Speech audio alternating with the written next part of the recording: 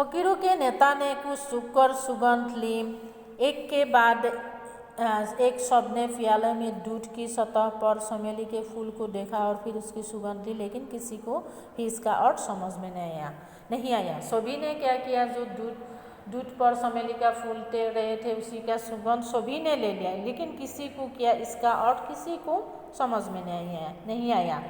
तब वह फकीर जिसने नानक जी का प्रवचन सुना था, जिसने प्रवचन सुना था, जिसने वो लेके गया था बाउल, तो उसने ही क्या किया और उनसे प्रभावित हुआ था और नानक जी से वो आदमी प्रभावित हुआ था। तो उसने ही बोला, क्या बोला, फूल दूध की सतह पर तैर रहा है। उनका संदेश तो स्पष्ट है कि मुल्तान फकीरों से भरा पड़ा है। फकीर दूध है और गुरु नानक चमेली का फूल है सुगंधित, वे दूध की सतह पर तैर सकते हैं। तो तब उस आदमी ने अच्छी तरह से समझा दे दिया कि ये फूल दूध पर तैर रहा है, मतलब इसका संदेश यही है कि मुल्तान फकीरों से भरा है। फकीर तो दूध है, पूरा फूल है बाउल में।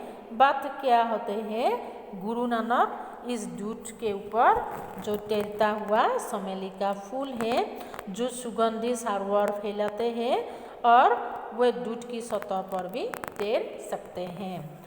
अब सब समझ गए और एक दूसरे की ओर देखने लगे। तब उन्होंने खुले मन से स्वीकार किया, कितने महान पुरुष है गुरु नानक देव जी, हमें उस सुगंधी की ज़रूरत है जो गुरुजी मुल्तान में फैला रहे हैं।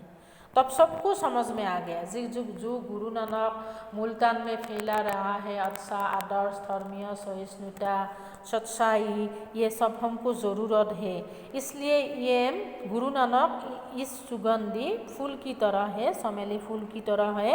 ऐसे महान व्यक्ति को हमारे मुल्तान में ज़रूरत है। इसलिए जो मतलब अच्छा वाणी, अच्छा आदर्श मुल्तान में गुरु नानक फैला रहे हैं, ऐसे आदमी को हमारे बहुत ज़रूरत है। नेक्स्ट आएंगे सामर्थ। तो सामर्थ में क्या हो गया, एक बार क्या हुआ, सामर्थ में अपने आप पर जो शक्ति, हाँ, तो ताकत, एक बार क्या हो गया, एक महिला ने अपने पुत्रों को लेकर पैगंबर मोहम्मद के पास आया और बोला कि मेरे बेटे को मिठाई खाने की बहुत बुरा हैबिट है, इसलिए इसका स्वास्थ्य बिगड़ जा रहा है। इसलिए आप इस लड़के को, मेरे बेटे को, ये बुरी आदत छोड़ने के लिए कहिए और इस तरह रिक्वेस्ट किया। लेकिन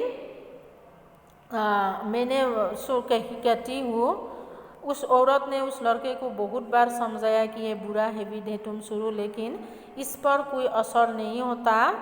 इसलिए उस लेडी ने हज़रत मोहम्मद के पास, पैगंबर मोहम्मद के पास बोला कि कृपा करके आप मेरे बेटे को समझाइए कि यह बुरा हैबिट है, इससे यह हैबिट जल्दी छोड़ दे। हज़रत मोहम्मद ने क्षण भर के लिए चुप रहे और बोले कि मैं इस बालक को अवश्य ही समझाऊंगा, लेकिन अभी नहीं, सप्ताह भर बाद।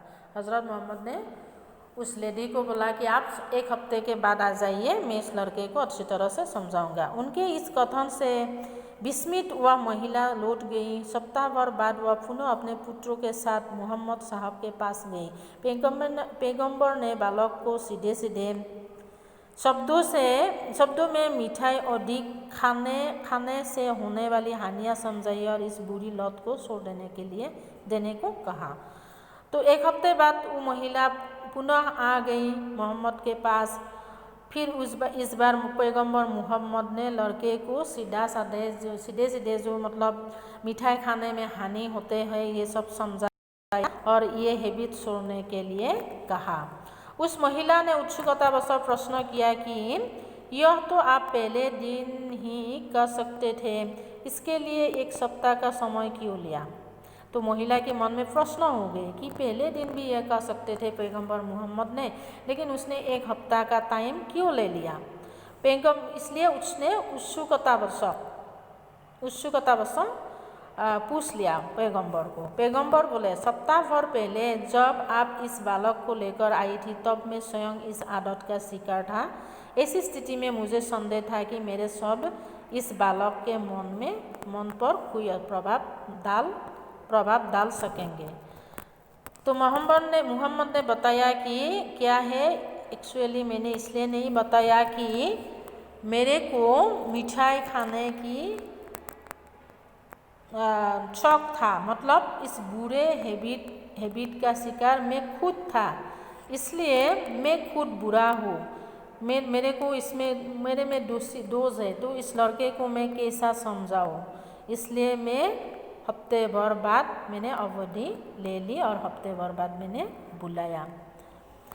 तो लेकिन इस अवधि में मैंने वह आदत छोड़ दी है। अब मुझे विश्वास है कि मेरे शब्दों में समर्थ आ गई है और मैं इस बालक को समझा सकता हूँ। इसलिए मोहम्मद ने बोला कि अभी मैं वो इस हफ्ते के अंदर मेरे जो बुरा हैबिट है, मैंने मिठाई खाने की मैं भी छोड़ दिया, इसलिए अभी मेरी बातों में ताकत आ गई। जो मैं उपदेश दे दूँगा उसमें मेरे को ताकत होगा, इसलिए मुझे विश्वास है कि मेरे शब्दों में सामर्थ्य है, इसलिए मैं और इस बालक को मैं समझा सकता हूँ। मतलब इट मीन्स क्या है, हमें किसी को उपदेश देने जाने से पहले खुद हमें इस विषय पर क्लियर होना चाहिए। अतः क्या है, उपदेश से नमूना ठीक है। Thank you.